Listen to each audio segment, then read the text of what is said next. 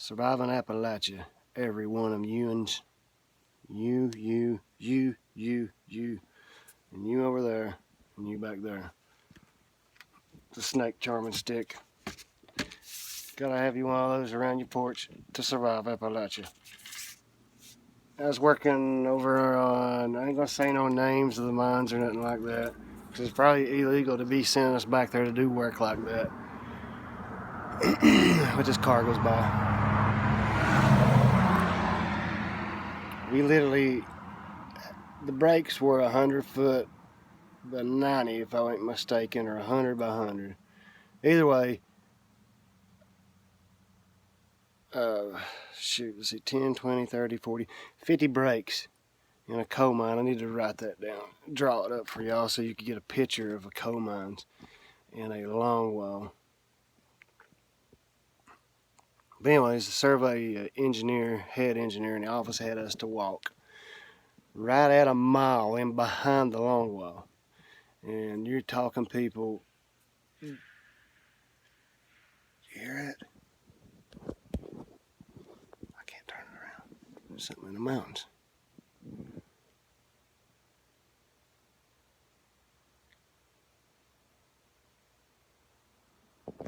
Oh, there's something squalling. Shoot. You never know back in the hills. Anyways, you're talking mine timbers. Let's see if you can see this.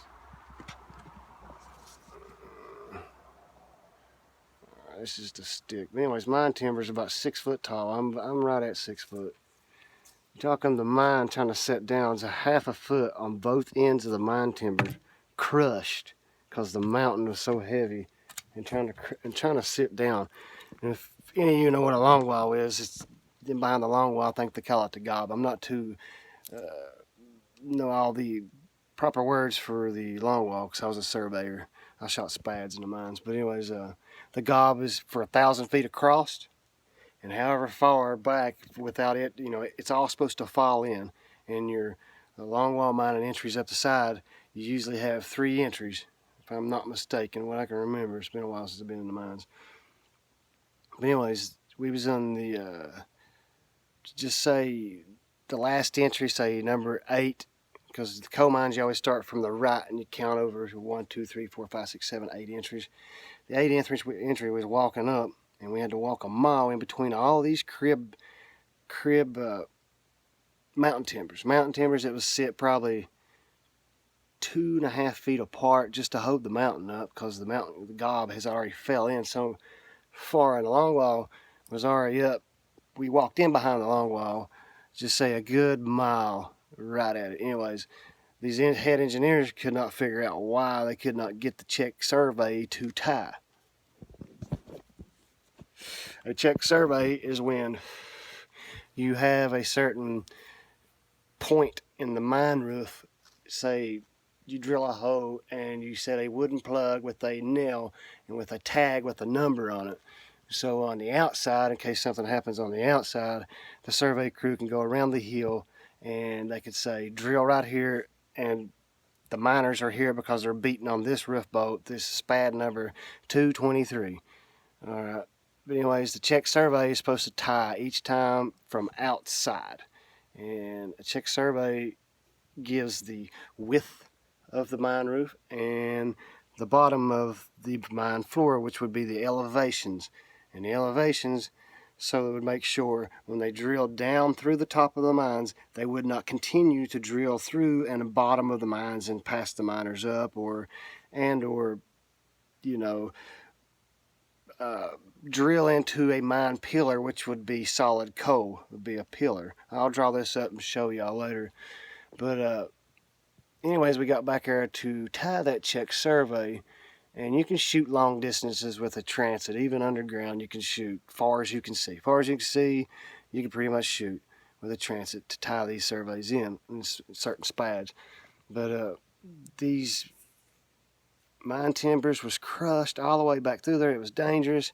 You had some spots in the mines where it was hooved all the way down. You had to squat down and go through the mine timbers, and just just made you think of a rat touching that timber and causing a whole damn mountain to come down on top of it. But anyways, we got up to where we were supposed to be working, and it was over another entry, so you call it entry 7, and we were supposed to tie it through. I think there was some mine doors there, but there was no way. The top and everything was fell in so bad.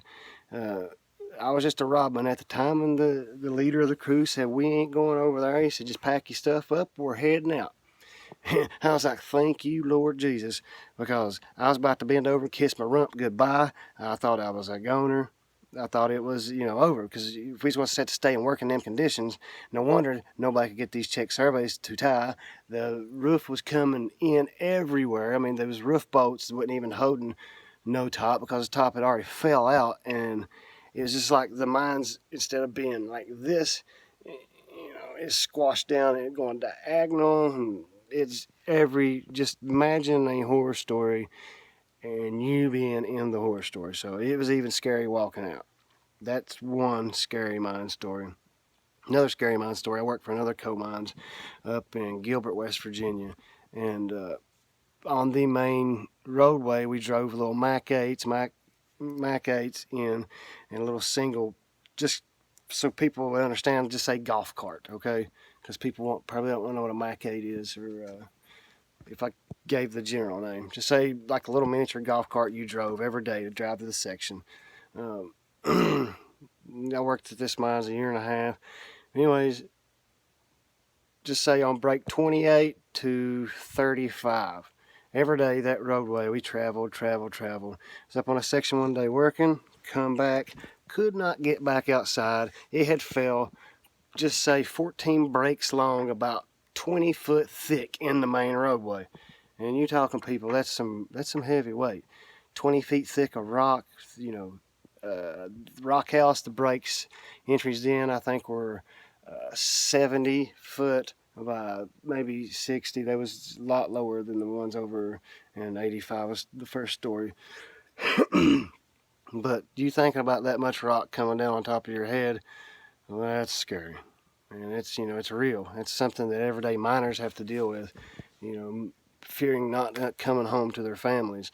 It takes a special breed to actually become a coal miner and deal with it and work in it every day. I mean, that's, I call it black blood pumps out beneath the heels. I've wrote in one song, I call it the Black Bud. But another story, okay, this is a diesel ride caught on fire. This is another mine's over in 85. Close to Bolt Mountain, West Virginia. But anyways, this was a slope mines, and if people don't know what a slope mines is, slope mines is down below water level. You go down at a grade like this.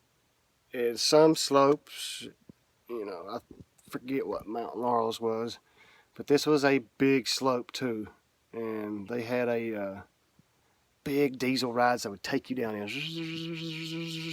and it took probably 15 minutes to get to the bottom of the mines. You're talking straight down, probably 350 feet straight down into the earth, with a grade going just say 1,400 feet to 2,500 feet long. Anyways, there's a diesel ride caught on fire. We was up in the mains shooting some spads for the section. The section was shut down. I think it was a holiday, and we was up there by ourselves, so it was quiet. And we heard the dispatcher come across the radio. Here comes a car. Hold on one second.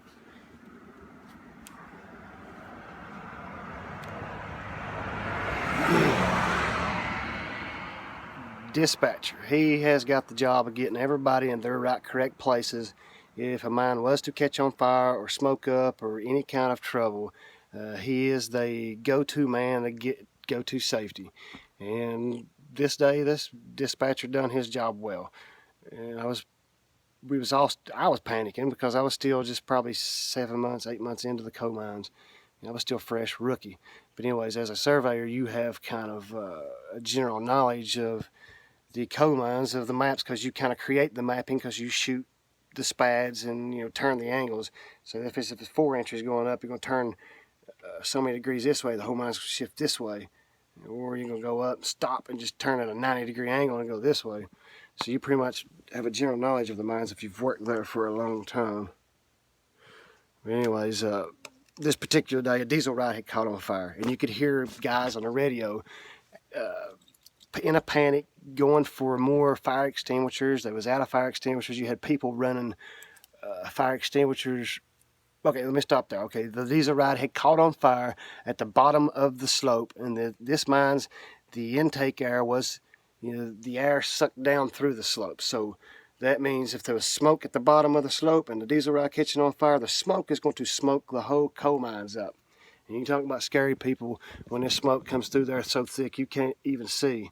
Your fingers in front of your face and choking. It was scary. I'll get to that point. But anyways, as surveyors, you pack your own radio on there and you can hear the dispatchers. You got all communications with everybody. Unlike all the miner men, like a buggy man, he would be on his buggy just running coal back to the feeder, or the miner man would be on his knees running the miner. They don't have these certain radios.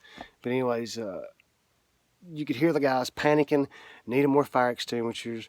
There was even a guy or two fell out with smoke inhalation of trying to put these diesel ride out, because think of this, people, if that coal seam would have caught on fire, coal, there's still coal seams in here in West Virginia that's still burning since the 1900s that they can't get put out, because you can't put coal out. You just think of coal catching on fire. It just powers the daggone country. It turns the lights on. Blinkums. Yeah. If these would have caught on fire, the coal seam, if them guys wouldn't have got that put out, then it would have been Katie, bar the doors, get to the burn boxes, and trap yourselves in there and shut and wait on the mine rescue team to come get you. No, says I'm going out, because surveyors got the general knowledge of the mines. We had the map. The belt line went like 2 or 3 miles out this way, and we had our team leader already decided if something happened, the coal seam catch on fire, we're getting our butts out. But anyways, on certain sections you have fire lock doors, which keeps the air ventilation going good through the coal mines. And we was up in, just call it the mains. A lot of people know what that would mean. Just off in a different section in behind a fire door, because usually when you go up on a section, you open the doors and go in, then you shut it back, because you got to keep the ventilation in the coal mines. In case something like this does happen, it will circulate the smoke out of the mines, and fresh air will be there very quick if the fire's put out. But here the dispatcher was doing his job. He was checking on people. I think they had 3 sections running that day. He was getting everybody from them sections down to the burn boxes and the cache box, which is the cache box is a spare oxygen tank. You'll have an hour on your side of oxygen, and down at the cache box, I think it's by law now, you're supposed to have 3 per miner on this section, which there's plenty of air there, and then the burn box is there. But anyways, the dispatcher was dispatching everybody, getting everybody there. He was calling, checking on us. He said, fellas, the smoke's coming, and it's probably coming thick. And it's the guys are fighting to get put out, so I'm going to instruct y'all, go down to the burn box, get ready to get in this burn box. And let me advise you this, people. We ain't getting in this burn box, because if the coal seam catches on fire, what? You ain't getting it put out. And if the coal seam catches on fire, what fire rescue team is going to be able to come down through there, put the coal seam out, and come back here and get you? It just ain't going to happen, people. You just not going to. It's, if you could just picture how, if you ever been in the coal mines, there ain't no way, if that big diesel ride would have burnt all the way down. You're talking these big diesel rides are the size of a full-size Chevrolet almost, but just a little shorter. Big old tires on them. But something like that massive would have lit up all the way to ignition, listen to my words. But if it would have flamed all the way up and lit the coal seam on fire, it would have been a bad day for each and every miner down in there, because there'd have been so much smoke and choking you out, because we was already at the cache box. We already had general knowledge of the coal mines. So we was going to take our 3 rescuers, so we would have had 3-4 hours worth of oxygen to walk through the thick smoke out the belt line. And come to remind you, people, in the coal mines, you just ain't got a clear path, and it ain't all straight in the coal mines. Coal mine goes down, goes up, goes down and up, and of course you're going to have things in your way if you're on the belt line. We was coming out because the other side of The belt went out the other side of the mountain. That's where we was coming out at, if and all the coal seam did catch on fire. I was not crawling in that burn box, which, team leader he was a pretty knowledgeable man. He'd been in the coal mines for 15 years plus, so I trusted my life with him. And me myself, I know it was the right decision too, because if you live in West Virginia, you kind of know the extent of a mine blowing up or a mine catching on fire or any kind of situation like that. You want to be outside. You don't want to be left trapped in underground with something like that going on in hopes that the mine rescue team is going to come and get you out of that burn box. And let me tell you this, people, the mine rescue team has certain laws and regulations to come in that mines and getting you, because they're not going to risk their life. Well, they are going to risk their lives coming and getting you, but their team leader is not going to risk their lives to an extent where they think that they might go in there and, become perished in this coal mines, because they got families too. But we was coming out that day. That was a horror story. I'll tell you another little funny story about the mines. My dad always, let me tell you about the first day in the coal mines. First day in the coal mines, red hat, never been underground. I think I was 19 years old. I'm 34 now. But anyways, I was excited to get to go with my dad. I'm not going to name the name of the mines, but it was in West Virginia, Sharples, West Virginia. You can look it up. But this slope here was one of the biggest slopes I've ever seen. I mean, I've never even been in a coal mines. And you get in a little car hooked to a cable, and it just drops you. It just seems like the ride was, I can remember it just like it was yesterday, looking around at the big tunnel, the lights, the belt line, and this car is dropping me down with my dad. And I was so excited inside, but still a little bit scared, like a puppy dog. I was right on my dad's hip when I got off. I mean, but as a man, I was like, got this, yeah, I'm big and bad. I ain't scared of nothing. But really, there's my dad. I'm like right on his hip. Like, what I do, Dad? What do I do? Teach me here. But that was a great experience. I got to get to drop down into the coal mines with my dad. And my dad actually supported and raised me and my brother for. He's a retired miner. He worked close to 40 years in the coal mines, and I really do appreciate him for that. And it's coal has raised this family. But anyways, back to the story.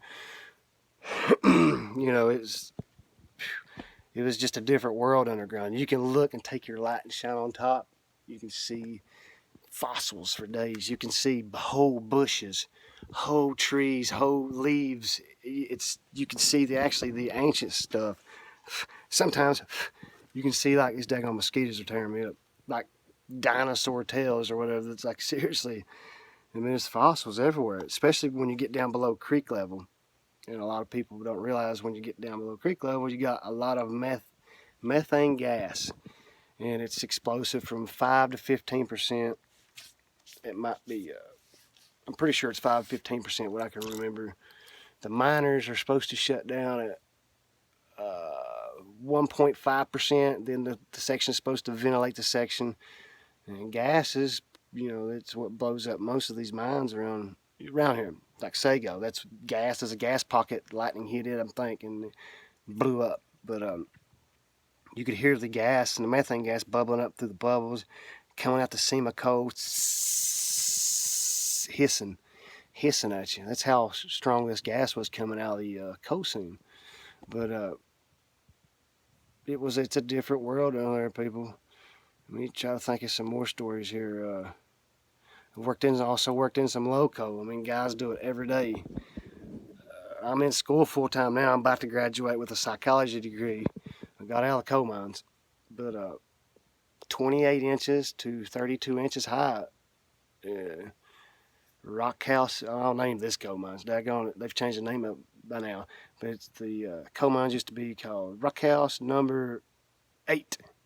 And there's some good old fellers that worked there. Mine foreman and his son both worked there. And there's some good guys. They took care of us there. But I went into the office one day and Vicky handed me a set of transit legs. She said, you're going down to Rock House in West Virginia. It says Madison Creek, West Virginia. and you're going to send some spads. I was like, where's my transit legs? She said, here you go. And literally, people, these transit legs, well, my hand, that's probably like 6 inches there, probably 8 inches tall. I'm like, what kind of mines are you sending me to? And anyways, my dad always told me to pack my dinner. I always packed my dinner in a bucket that had a sealed lid. I was like, oh, Dad, I just pack it in a Walmart bag, you know. Every mines is like the mines you work in. No says I. You know, he was right. This was a punch hole, which is pretty good mines, but talking about rats. Rats will carry you off. That's how big these rats are. But anyways, 14, okay. The transit legs wasn't that tall, but the coal ended up being 28, 32 inches high. You could lay on your back, put both your feet together, lay on your back, and you could touch the mine roof. So you're crawling on all fours, people. You're talking, it feels like you're in a pinch point. But to be honest with you, I like the low coal better. It seemed like it was more safer in ways. The top was more solid, but now you had a better chance of getting run over by a scoop or they call them front loaders in low coal, I think they do. But you get a better chance of getting run over, but the top is more solid, like sandstone rock. This mine's anyways in general. But you know, it's a trip. I mean, if I come up with any more stories, I'm sure I've got a lot. I just want to talk a minute, make a little quick video for surviving Appalachia.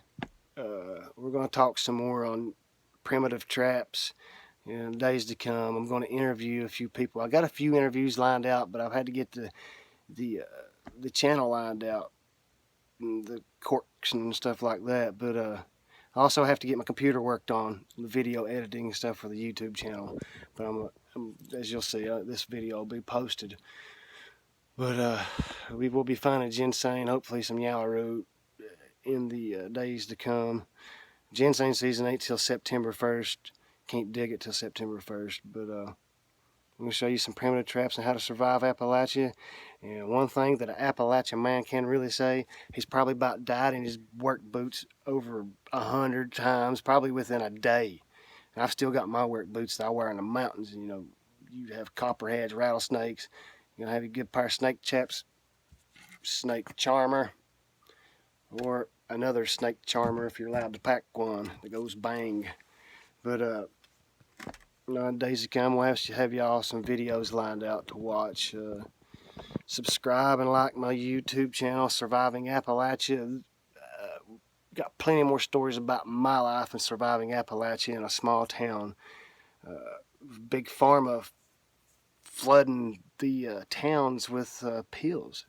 And also, and to me, this kind of like suppression, just like the company man had us suppressed way back in the day in the 1900s of paying us script and like nuts and bolts. It's like, here, you're enslaved to the company store.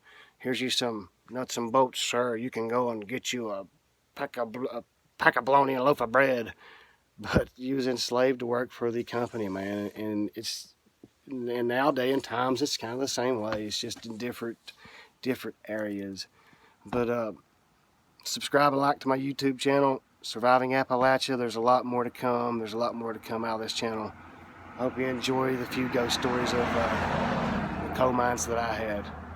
When there was a car passed there. I don't know if you heard me too good, but hope you enjoyed the few ghost stories that I had of the coal mines. I've got a few more.